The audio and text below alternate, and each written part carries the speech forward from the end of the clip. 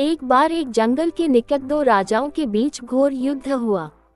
एक जीता दूसरा हारा। सेनाएं अपने नगरों को लौट गई। बस सेना का एक ढोल पीछे रह गया।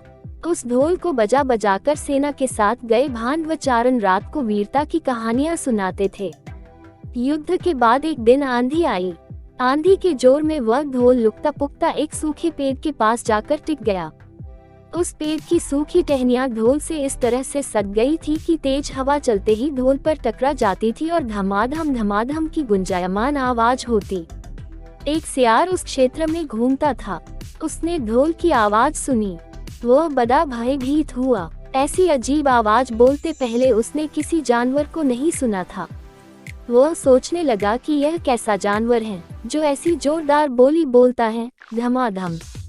सियार छिपकर ढोल को देखता रहता, ये जानने के लिए कि यह जीव उड़ने वाला है या चार टांगों पर दौड़ने वाला। एक दिन सियार झाड़ी के पीछे छुपकर ढोल पर नजर रखे था। तभी पेड़ से नीचे उतरती हुई एक गिलहरी कूदकर ढोल पर उतरी। हल्की सी धम की आवाज भी हुई। गिलहरी ढोल पर बैठी दाना कुतरती रही।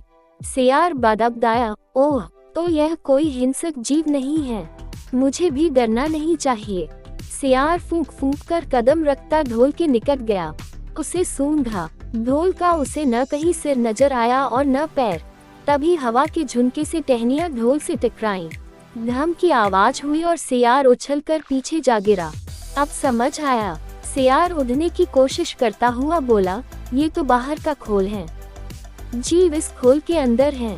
आवाज बता रही है कि जो कोई जीव इस खोल के भीतर रहता है वह मोटा ताजा होना चाहिए, चर्बी से भरा शरीर। तभी ये धम इक्वल्स धम की जोरदार बोली बोलता है।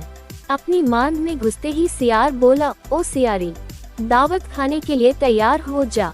एक मोटे ताजे शिकार का पता लगाकर आया हूँ। सियारी पूछने लगी, तुम उसे मारकर क्यों नहीं लाए? सियार ने उसे झिकी दी, क्योंकि मैं तेरी तरह मूर्ख नहीं हूँ। वह एक खोल के भीतर छिपा बैठा है। खोल ऐसा है कि उसमें दो तरफ सूखी चमड़ी के दरवाजे हैं। मैं एक तरफ से हाथ डाल उसे पकड़ने की कोशिश करता तो वह दूसरे दरवाजे से न भाग जाता।